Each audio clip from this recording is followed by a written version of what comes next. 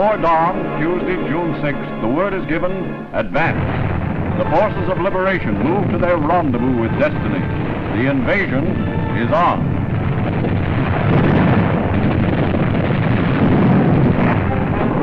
The advance guard of freedom make their touchdown on the Normandy beaches just as the sun scatters the mists of early morning.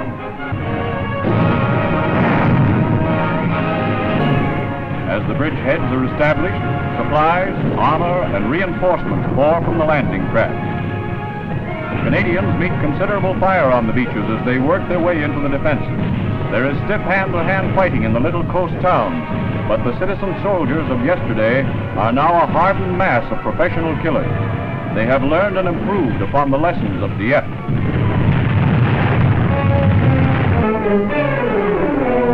The liberated people take kindly to our Canadians. Despite the necessary damage inflicted on the countryside through warfare, there are 100 smiles for every frown. In the words of General Montgomery, we have a great and righteous cause. Let us pray that the Lord, mighty in battle, will go forward with our armies, and that his special providence will aid us in the struggle. With stout hearts and enthusiasm for the contest, let us go forward to victory.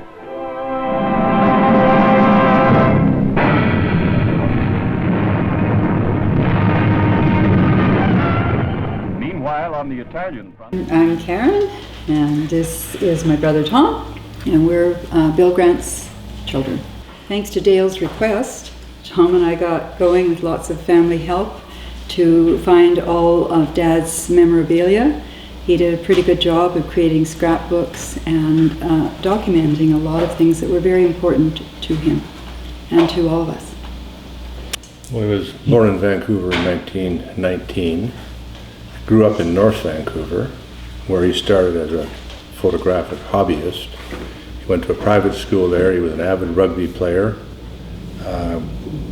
athlete, graduated from school, and he was a window dresser for Imperial Tobacco with his best friend Norm Constantine, who he ended up joining the Canadian Forces in 1941. 1941. 1941. Yeah. They joined together and in the Signal Corps originally. Switched to the film unit, which was established, I gather, after that, sometime after. He was in Truro, stationed in Truro, Nova Scotia for a period of time, and I was born in 1942. So when I was 6 weeks old, our mother flew across Canada to Truro so that my dad could meet me before he was sent to England, and where he trained at Pinewood Studios for the film unit. Yeah. So he crossed with the Allied forces in a landing barge on D-Day, and that famous clip across the top of the helmets with the nets on them as the bow of the boat falls out and they run out, which is the short film that he took. And then within a very short period of time, he himself was wounded and sent back. And long recovery in Shawnee Hospital, the Veterans Hospital in Vancouver, where he initiated with the medical staff there and became the first the head of the medical photography unit at that hospital. So he's kind of built up that for a period of about 10 years. Then he moved on within the photographic world, but out of specifically being a photographer in about 1958, I think. Yeah, that'd be about right, I think. Well, I know, I'm like a lot of people, I don't know specifically, except that it was to identify the rolls of film that he took with notations made inside. Correct? Correct. Right? Yeah, so this is his notes inside on this book. And there's his exposure tables here. And I would imagine it was, the 35 mil was taken of this or something, to document each roll. I don't know. But you can kind of see all the handwritten notes here in this thing. Yeah. Rank, names, initials, hometowns, and block letters. And then I think there's something at the very back, a sheet. Is there? Yeah, in here. Oh. Okay. There's nothing written on it, but it shows the kind of material that they use to keep records. I think that would be the right way to describe it.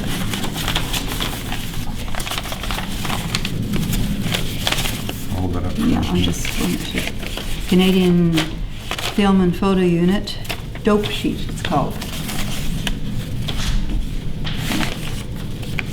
Yes. Yeah.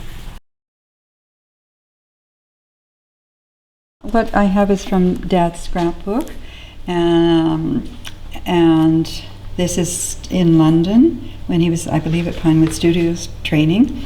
And here he is at the very famous house at Bernières 40 years later for the 40th anniversary of D-Day. And Dad has written on the back of both of those.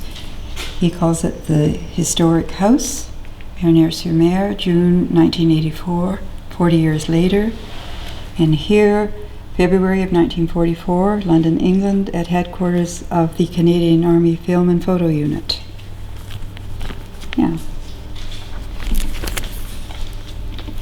So he did some pretty good scrapbooking. Yes. Well, I think I am correct in this photograph of this I believe is Michelin. And the story as I knew it was her father went and dug up some wine for them to celebrate on the landing day. And my mom and dad always kept in touch with her father and with Michelin. I believe she was only about 16 when on D-Day. And then this second photograph is of Michelin again and our father. I think the gentleman behind is her husband, but I'm not certain. And Michelin is still alive. She is in her 90s in France. She's been to our house here. And she came to visit our parents, that's right, up in Hopkins Landing where they retired. And it's pretty, and that's very typical of our dad to want to keep. Oh yes, that's right. And this is Dad's handwriting with her name, describing that event, that very special event. Since I came here, I brought Bill Grant's journal that was recently uncovered. Two more French girls served the boys of the Allied nations with wine through one of the broken windows of their shattered house. First one is Michelin. Yeah, same name as here. Yeah. Michelin Grave or something like that. And then if you could read underneath Claude. the two names, there's a Claude Martin. Claude Martin, yeah. And Michel Grove, yeah. These are the names of the two French girls who were serving the wine in the shot number 3.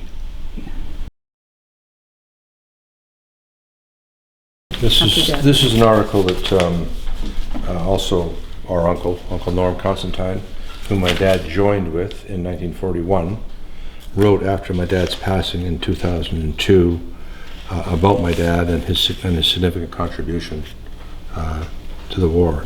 Grant's skill as a photographer is unlikely to have been in greater demand than on June 6, 1944.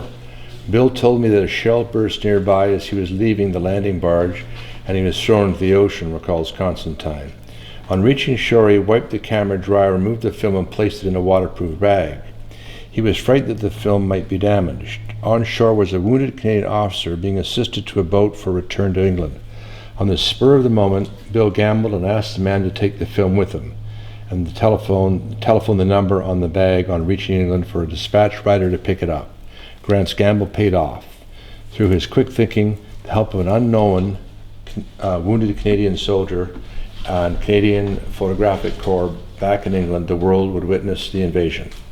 This film was shown in the movie newsreels and the newspapers throughout the world many hours before films from elsewhere were received. It was a tremendous achievement, says Constantine.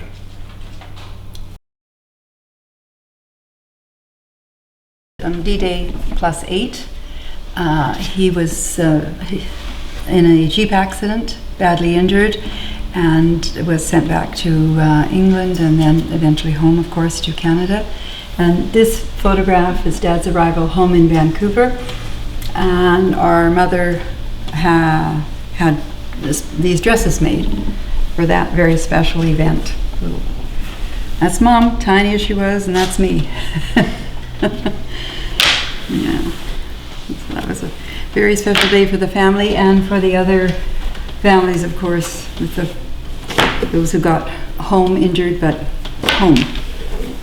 Well, it just, it was the most special event, and so it was important to her to be looking as beautiful as she could to welcome her husband home, and she dressed me just like her, it seems.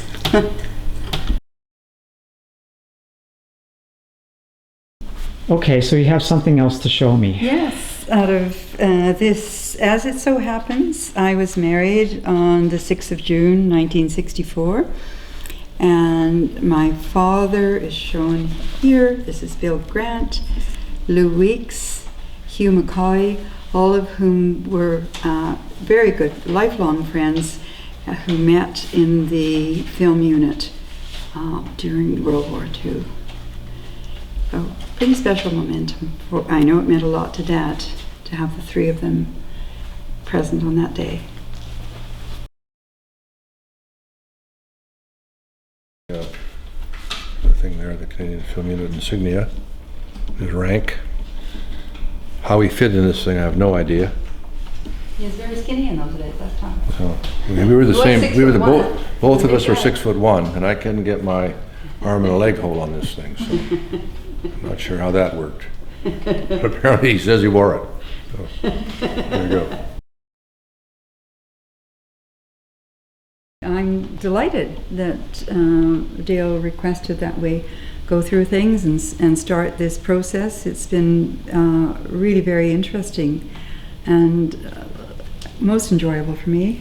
Lots of very special memories come back through this. I think that what our dad would like is to be able to share these moments with all Canadians. He's very, very proud to be Canadian, and it seems appropriate that we should do something on that line with his memorabilia. Yeah, given that it's been really in boxes since the end of the war, maybe it's time to get it out of the boxes and get it somewhere where it can be appreciated. That being said, my daughter is very interested in possibly doing a book or an exhibition of her grandfather's work, life work, not just his war stuff.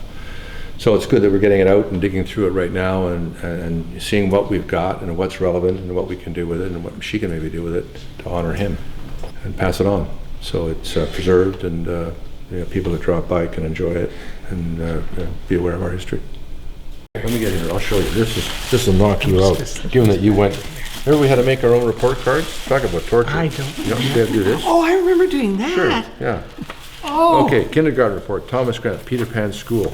Now here's the kind of things about, showing how Depends. yeah. Here's the help. Keep hands and objects away from mouth. Has clean hands, face, and nails. Use a handkerchief, covers his coughs. Has good coordination of 1. Small muscles used in drawing, cutting, and coloring. Large muscles used in running, swinging, and climbing. And I got not very good. The large muscle deal. Okay. And I'm bigger than you. Yeah, that's great. Let's compare. Yeah.